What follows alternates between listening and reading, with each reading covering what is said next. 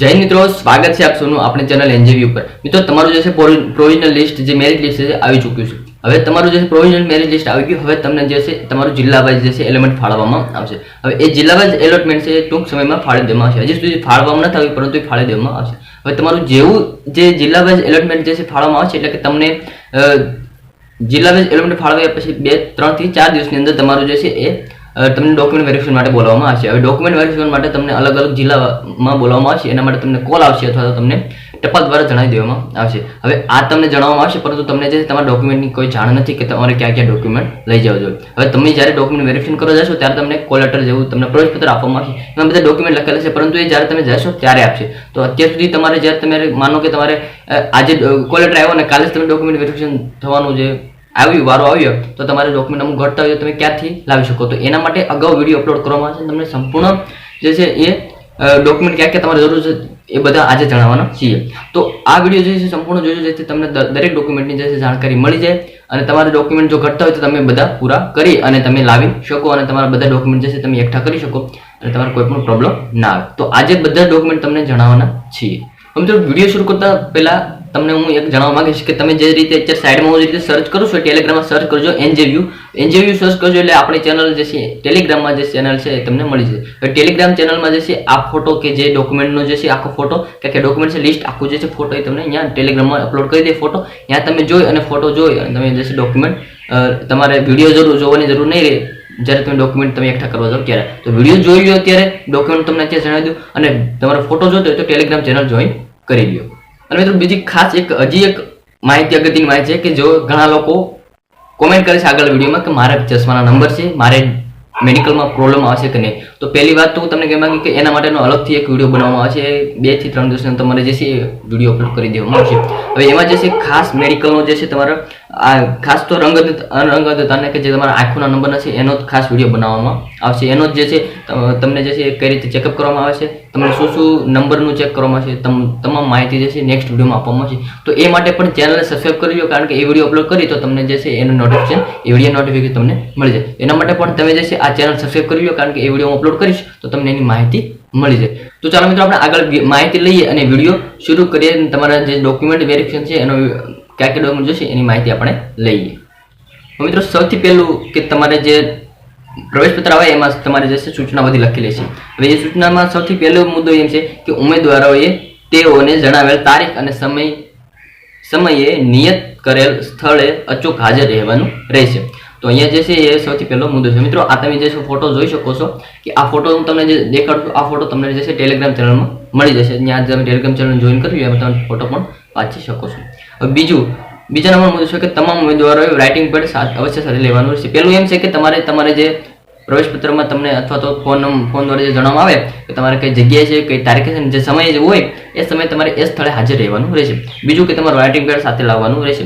ત્રીજા નંબરનું કે ઉમેદવાર દ્વારા અરજી પત્રકમાં ભરેલ કેટેગરીમાં કોઈ પણ પ્રકારનો ફેરફાર આવશે નહીં, જેની ખાસ નોંધ લેવી। હવે તમે જે છે તમારે અરજી પત્રકમાં જે તમે ભરેલ કેટેગરી હોય એમાં કોઈ પણ પ્રકારનો ફેર આવવો જોઈએ નહીં, અને જો ફેર આવશે તો ગ્રાહ્ય રાખવામાં આવશે નહીં।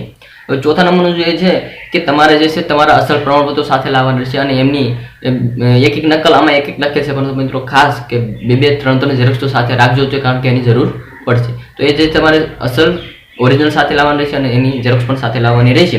આ સિવાય તમામ પ્રમાણપત્રો જે છે એ 7/9/2018 તારીખ 7/9/2018 સુધીમાં તમારે જે ઇસ્યુ થયેલા હોવા જોઈએ। ત્યારબાદ જે તમારા ડોક્યુમેન્ટ છે હવે એ જણાવી દે કે તમારે કયા કયા ડોક્યુમેન્ટ જરૂર પડશે। સૌથી પહેલું છે કે જન્મ તારીખ માટે તમારે એના પુરાવા માટે ધોરણ 10ની માર્કશીટ, તમારું એલસી અને કોઈ પણ જન્મ તારીખ દાખલો હોય તો એ લઈ લેવાનો, અને જો એલસી અને માર્કશીટ તો સાથે રાખજો જ। હવે બીજું છે કે ધોરણ 12ની તમારે માર્કશીટ। ત્રીજા નંબરનું જે છે તમારા વધારાની લાયકાત પ્રમાણપત્ર, એટલે કે જો તમે ગ્રેજ્યુએશન કરેલું હોય તો તમારા લાસ્ટ સેમેસ્ટરની તમારી માર્કશીટ સાથે લાવવાની રહેશે। હવે ચોથા નંબરનું છે અનામત જાતિ અંગેનો દાખલો। ચોથા નંબરનો જે છે એ તમારે જાતિ અંગેનો દાખલો તમારે સાથે લાવવાનો રહેશે। પાંચમા નંબરનું છે કે સામાજિક અને શૈક્ષણિક રીતે પછાત વર્ગના ઉમેદવારોને જે જ્ઞાતિના પ્રમાણપત્ર લાભ માટે તમારે નોન ક્રિમિનલ જે છે એ સાથે લાવવાનું રહેશે। નોન ક્રિમિનલ જો તમારે હોય તો તમારે સાથે લઈ જવાનું રહેશે। ત્યારબાદ છે અનુસૂચિત એસટી ઉમેદવારોની વાત કરીએ તો એસટી ઉમેદવારોએ સામાન્ય વહીવટ વિભાગના તારીખ 22/10/2018 ના ઠરાવમાં જણાવ્યા મુજબ જાતિ પ્રમાણપત્રોની ચકાસણી કમિશનરશ્રી આદિજાતિ વિકાસની કચેરી ગાંધીનગર ખાતે કરવાની રહેતી હોવાથી એટલે કે એસટી ઉમેદવારો જે છે એમનું જે ચકાસણી છે એ ગાંધીનગર કરાવવાની રહેશે. ત્યારબાદ જે છે એનસીસી સી સર્ટિફિકેટ, જો તમે એનસીસી કરેલું હોય અને તમારી પાસે સી સર્ટિફિકેટ હોય તો એનું સી સર્ટિફિકેટ જે છે તમારે સાથે લઈ જવાનું રહેશે. ઓરિજિનલ, ઝેરોક્સ બધી. તમને જે પણ ડોક્યુમેન્ટ જણાવશે તમારું ઓરિજિનલ અને એની ઝેરોક્સ સાથે લઈ જવાની રહેશે. ત્યારબાદ છે રક્ષા શક્તિ યુનિવર્સિટીનું પ્રમાણપત્ર. તમે જો રક્ષા યુનિવર્સિટીમાંથી તમે બિલોંગ કરતા હોય તો તમારે એનું પ્રમાણપત્ર સાથે લઈ જવાનું રહેશે. ત્યારબાદ રમતવીરો, કે જો તમે કોઈ પણ સ્પોર્ટમાં ભાગ લીધો હોય તમે ફોર્મ ભરતી વખતે જો તમે એમાં ભર્યું હોય તો તમારે જે છે તમારું સ્પોર્ટ્સનું જે છે પ્રમાણપત્ર એ પણ સાથે લઈ જજો, ઝેરોક્સ અને ઓરિજિનલ. ત્યાર પછી વિધવા મહિલા કે વિધવા મહિલા જે છે તો એમને એમના પતિ જે છે જે પતિના અવસાન માટે થયેલાનું પ્રમાણપત્ર તેમજ તેમને પૂર્ણ લગ્ન કરેલા નથી તેનું બાહેધરી પત્રક જે છે સાથે લઈ જવાનું રહેશે. ત્યારબાદ જે છે એક્સ સર્વિસમેન માજી સૈનિક જે છે એમના માટે જે છે તો આર્મી, નેવી, એરફોર્સના સમક્ષ અધિકારી શ્રી દ્વારા અપાયેલ ડિસ્ચાર્જ પ્રમાણપત્ર તથા ઓળખપત્ર સાથે લાવવાનું રહેશે. કે જે ઉમેદવારે તેમનો ઓળખ માટેનું જે આઈડી કાર્ડ છે તો આઈડી કાર્ડમાં તમારે આધાર કાર્ડ, આ સિવાય તમારી પાસે આધાર કાર્ડ જો ના હોય તો ડ્રાઇવિંગ લાયસન્સ હોય તો ચાલશે, પાન કાર્ડ હોય તો ચાલશે અને ચૂંટણી કાર્ડ હોય એ પણ ચાલશે તમારે આઈડેન્ટિટી કાર્ડ માટે, આઈડી કાર્ડ માટે. તો એ એટલામાંથી કોઈ પણ ચારમાંથી કોઈ પણ તમે એક સાથે લઈ જઈ શકો છો, એની ઝેરોક્સ અને એની ઓરિજિનલ. આ સિવાય કે મોસ્ટ આઈમ્પી કે જે બધા લોકોને જરૂરી છે એ બધા લોકોની સાથે લઈ જવાનું છે એ છે કે તમામ ઉમેદવારોએ ભરતી બોર્ડની વેબસાઇટ www.lrbgujarat2018.in ઉપર મૂકવામાં આવેલ દસ્તાવેજ ચકાસણી સમયે ઉમેદવાર તરફથી ભરવાનું થતું ફોર્મ ડાઉનલોડ કરી અને સંપૂર્ણ અંગ્રેજી ભાષા, મિત્રો અહીંયા ઉલ્લેખ કરું છું કે સંપૂર્ણ અંગ્રેજી ભાષામાં તમારે જે છે એ સંપૂર્ણ રીતે ભરી અવશ્ય સાથે લાવવાનું રહેશે. તો આ જે છે એ ડોક્યુમેન્ટ થઈ ગયા તમારે ક્યાં. આ સિવાય મિત્રો કેટલા ડોક્યુમેન્ટ છે એ તમને જણાવી દઈએ. આ સિવાય કેટલાક ડોક્યુમેન્ટ છે તમને જણાવી દઈએ. તો સૌથી પહેલા તમારે જો CCC નું જો તમારી પાસે સર્ટિફિકેટ હોય CCC કમ્પ્યુટર કોર્સનું તો એ પણ સાથે લઈ જવાનું છે. જો હોય તો ચાલશે, ના હોય તો પણ ચાલશે. હોય તો સાથે લઈ જજો. અને ત્યારબાદ છે 5 ફોટા તમારે જે છે 5 ફોટા ફરજિયાત તમારે સાથે લઈ જજો. 5 ફોટા તો સાથે રાખજો મિનિમમ. વધારે હોય તો વધારે સારું, 5 તો મિનિમમ હોવા જોઈએ તમારા ફોટા. અને બીજું કે જ્યારે પણ તમે તમારા ડોક્યુમેન્ટ જે છે જમા કરો એની ઝેરોક્સ જે છે ઝેરોક્સ નીચે તમારે લખવાનું છે સ્વપ્રમાણિત કરી અને નીચે તમારે તમારી જે છે સિગ્નેચર કરવાની થશે. એ તમને ત્યાંથી જણાવી દેશે અથવા તો તમે ત્યાં જાઓ ત્યાર પછી જે સૂચના આવે એ પ્રમાણે કરજો. બાકી જે ડોક્યુમેન્ટ છે એ બધા તમે લખી લેજો અથવા તો આ ફોટો છે તમને ટેલિગ્રામમાં મળી જશે ને એમાંથી જોઈને તમે ડોક્યુમેન્ટ લઈ લેજો. આ સિવાય મિત્રો કે જો તમારી પાસે પાન કાર્ડ હોય તો એ પણ જરૂરી છે, ના હોય તો ચાલશે.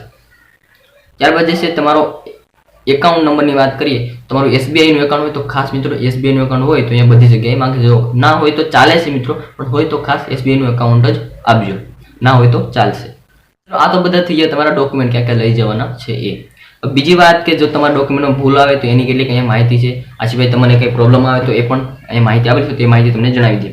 તો દસ્તાવેજની ચકાસણી માટેના કોલ લેટરો ઉમેદવાર મળવાથી ઉમેદવારોની ભરતી માટેનો કોઈ હક દાવો રહેતો નથી. આ પ્રવેશપત્ર ફક્ત દસ્તાવેજની ચકાસણી માટે ઉપસ્થિત રહેવા માટે આપવામાં આવી રહેલ છે. દસ્તાવેજની ચકાસણી પૂરી થયા પછી મેરિટ અને કેટેગરી વાઇઝ ખાલી જગ્યાના આખરી પરિણામ બહાર પાડવામાં આવશે. આ ચકાસણી માટે ઉમેદવારોએ સ્વખર્ચે આવવાનું રહેશે, એ ખાસ નોંધ લેવી. ત્યારબાદ કે જો ઉમેદવારોને કોઈ પણ મુશ્કેલી જણાય, ડોક્યુમેન્ટ વેરિફિકેશન માટે કોઈ પણ મુશ્કેલી જણાય તો એના માટે અહીં એક નંબર આપેલ, 2 નંબર આપેલા છે તો એ નંબર ઉપર તમારે સંપર્ક કરવાનો છે અથવા તો તમને અહીંયા એડ્રેસ પણ આપેલું છે તો એ એડ્રેસ ઉપર તમને જે છે સંપર્ક કરી અને તમારે જરૂરી પુરાવા સાથે તમારે અહીંયા સાથે હાજર રહેજો. આ સિવાય જે રજાના દિવસ સિવાય આ ફોટો તમે ટેલિગ્રામમાં જોઈ લેજો, એમાં જઈને વાંચી લેજો. ત્યારબાદ છે કે ગુજરાત પોલીસ જે છે અકાદમી કરાઈ ખાતે કે જે લોકો કરાઈ અને ગાંધીનગર જેનું ડોક્યુમેન્ટ વેરિફિકેશન આવે તો એમના માટે જે છે અહીંયા વાહનની સુવિધા કરવામાં આવે છે. તો એ પણ અહીંયા જણાવી દીધી કે જે Apollo circle ring road Gandhinagar તથા હિંમતનગર સર્કલ રિંગ રોડ નાના ચિલોડા અમદાવાદ ખાતે સરકારી વાહનની જે છે સુવિધા રાખવામાં આવેલ છે. જે વાહનો દસ્તાવેજ ચકાસણી માટે આવનાર ઉમેદવારોને સવારના જે છે લાવવા માટે જે વાહન સવારે 8 વાગે આવશે અને બપોરે 12 વાગે ઉપલબ્ધ રહેશે. ત્યારબાદ વાહન ઉપલબ્ધ રહેશે નહીં, તેમજ પરત તે જ જગ્યાએ ઉપર મૂકવા અંગેની વ્યવસ્થા કરેલ છે. એ તમારે ખાસ નોંધ લેજો. સવારે 8 વાગે અને બપોરના 12 વાગે તમને લઈ જવા માટે અહીંયા ઉપસ્થિત રહેશે વાહનો અને પરત લાવવા માટે પણ એ વાહન ઉપસ્થિત. મિત્રો છેલ્લો મુદ્દો કે જે ખૂબ જ ઉપયોગી છે કે જો તમારે દસ્તાવેજ ચકાસણી છે એમાં ભૂલ આવે અને તમારે કોઈ પણ અપીલ કરવી હોય તો અપીલ અધિકારી અહીંયા એનું પણ દર્શાવેલું છે. તો જો તમારે કોઈ દસ્તાવેજ વગરનું કોઈ પણ કારણસર રદ કરવામાં આવે તો જો આપને તે અંગે વાંધો હોય તો જરૂરી પુરાવા સાથે અપીલ અધિકારી સમક્ષ અપીલ કરી શકો છો. અપીલ અધિકારીનું જે નામ, સરનામું તથા તારીખ, સમય, જે જગ્યાએ દસ્તાવેજ ચકાસણી કરો એ માટે એ જગ્યાએથી તમારે જે ચકાસણી કરો છો એ જગ્યાએ તમારે ત્યાંથી મેળવી લેવાનું રહેશે અને જણાવેલ જે તારીખ અને સમયે જ અપીલ માટે હાજર રહેવાનું રહેશે. એટલે કે તમે જે જગ્યાએ ડોક્યુમેન્ટ વેરિફિકેશન કરવા જાઓ કે જ્યાંથી તમને રિજેક્ટ કરશે, જો કદાચ તમારા ડોક્યુમેન્ટ ભૂલવું હોય તો તમે રિજેક્ટ કરશે, તો એ માટે તમારે જો અપીલ કરવી હોય તો તમારે જરૂરી પુરાવા સાથે અપીલ અધિકારી પાસે જઈ તમારે જે જરૂરી પુરાવા લઈને જવાનું, તમને તારીખ અને સમય કહેશે એ જ તારીખ અને સમય જવાનું અને અપીલ કરી શકો છો. અને લાસ્ટમાં જે નિર્ણય લેવામાં આવે એ અપીલ અધિકારી દ્વારા જે નિર્ણય લેવા એ ગ્રાહ્ય રાખવામાં આવશે. તો આજના વિડીયોમાં જે જણાવવાનું હતું, જે ડોક્યુમેન્ટ જણાવવાના હતા, મેં તમને બધા જણાવી દીધા. હવે જો તમને આ વિડીયો ગમ્યો હોય તો પ્લીઝ વિડીયો લાઇક કરો, વિડીયો શેર કરો તમારા મિત્રો સાથે, જેથી એમને પણ આ બધા ડોક્યુમેન્ટ વિશે જાણકારી મળી જાય. અને જે છે ચેનલ સબસ્ક્રાઇબ કરી લો, કારણ કે આ પ્રકારની માહિતી જે છે આ ચેનલ ઉપર અપલોડ કરવામાં આવશે. અને બીજું કે નેક્સ્ટ વિડીયો જે છે મેડિકલને લઈને રહેશે અને એ પણ સંપૂર્ણ એમાં પૂરી માહિતી આપવામાં આવશે. અને બીજું કે ટેલિગ્રામ ચેનલ જોઈન કરી લો, કારણ કે એમાં પણ આ પ્રકારની માહિતી જે છે એ ફોટા અપલોડ કરી દેવામાં આવશે. આ બધા ડોક્યુમેન્ટ જે છે એનું લિસ્ટ તમને જે છે એમાં જાહેર કરી દેવામાં આવશે. તો એ માટે ટેલિગ્રામ ચેનલ જોઈન કરી લો. અને થેન્ક યુ મિત્રો, આપનો ખૂબ ખૂબ આભાર. આપણે મળીએ આપણા નેક્સ્ટ વિડીયોમાં.